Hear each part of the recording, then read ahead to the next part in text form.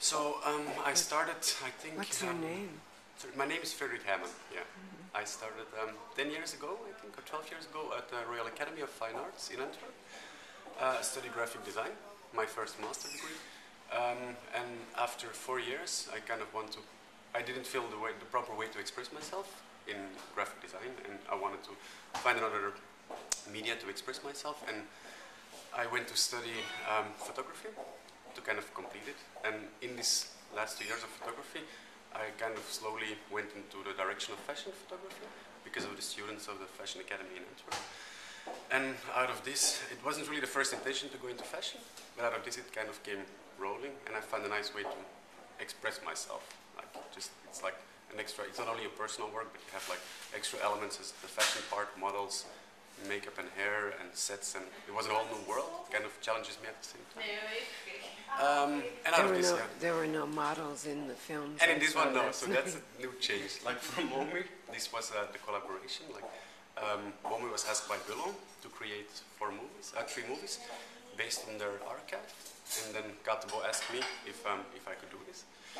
But the challenge was that we couldn't use real models to the conservation of the clothes, and it was quite difficult because we would have hair and makeup, and we were like really historical pieces, so it was quite hard.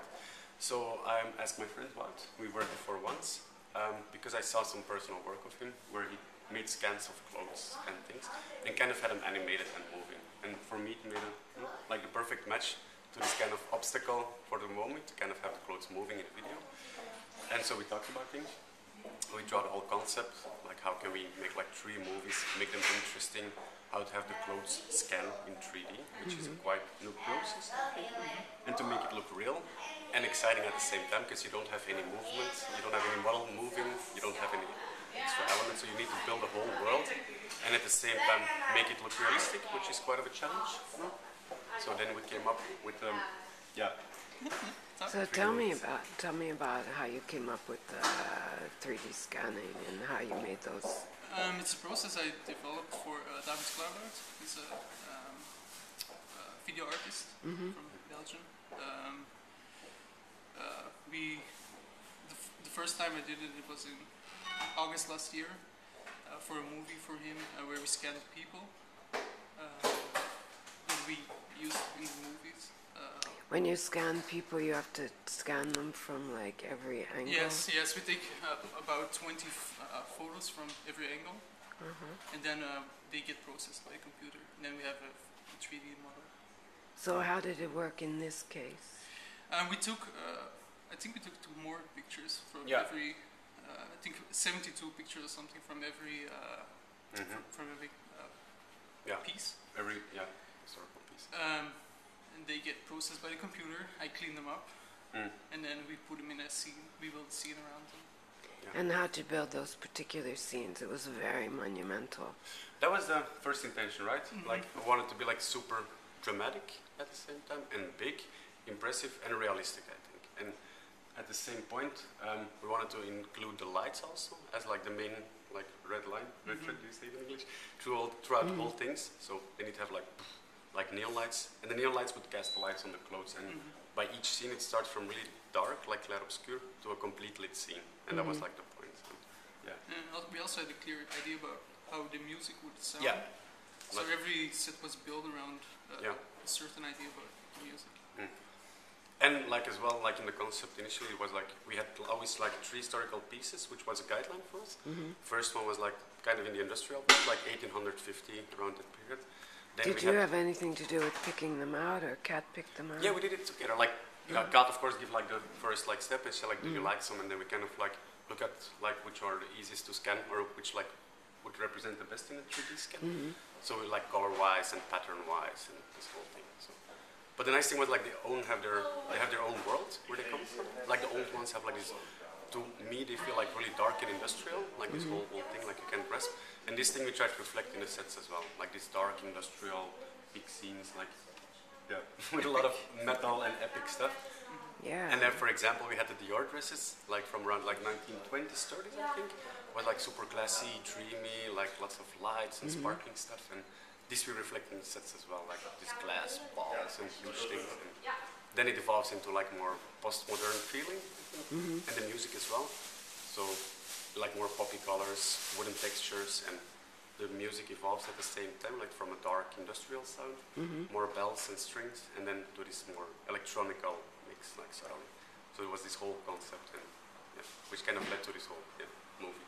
So you're going to continue collaborating together in the future? I think so. It worked out quite well. Yeah, I think it's. I mean, it's a nice way, no, to like to kind of show some ideas you want to show for a long time. Set-wise, light-wise, and I mean, it's quite some work though. Yeah, to do it is. But How long did the whole process take? I think we started scanning in July. Beginning of July. It took about a month to process them all, and then we built the suits for 2 months, I think. Yeah. It took about 2 months. 2 months, and then editing and color. But it took a long time to render, so they took about a month to render all the scenes. So we had to work in advance. You have to submit for the next edition of Asphalt. Love to. It's beautiful. I was really impressed. Maybe we'll make a new one by then. Yeah, till June 30th anyway. Okay, that's great. So, and tell me about the film that was in the Modern Weekly with Lily McManamy. That was a shoot I did with Lotta Volkova, Adam, the stylist. Yes, I know we were her. commissioned for a Modern Albert's ex-wife. Sorry? Albert Alban's ex-wife. We work together quite often, and it works well. And then she asked me to do the Lily McManamy shoot, but it was quite short on time. So for me, it was like when it's short on time, I love to work like with 3D sets. And then I worked with the 3D designer Tim Lebac, and he does video at the same time. So we went to Paris to shoot it on a white background, and then I had this idea of like glass shapes and like these old 60s vases with the colors inside and the twirls, because I wanted to have the painted feeling, but painting with glass and the colors. So it's not just only paint, but more 3D feeling.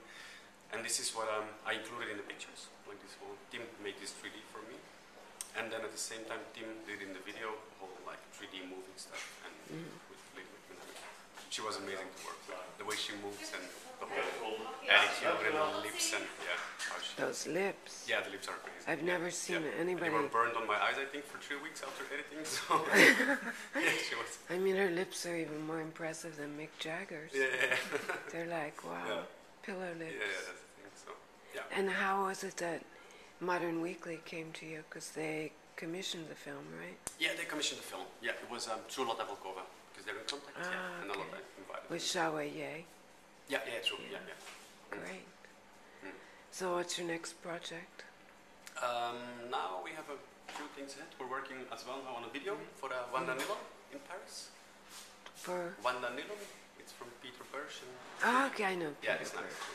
I know him from when he was at a Festival of the Air. It's true. Yeah. Yeah, it was 5, 6, 7 years ago. So, we're doing this at the moment, and next to that, some upcoming projects. Yeah. Great. You have a website? I have one. What's the address? FrederikHeyman.com. Can you spell it? FREDERIK. Spelling in English. HEYMAN.com. And do you have a website? Yeah, it's Indianen. It's my company. How do you spell it?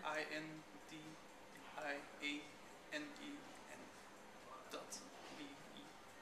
Great, thanks.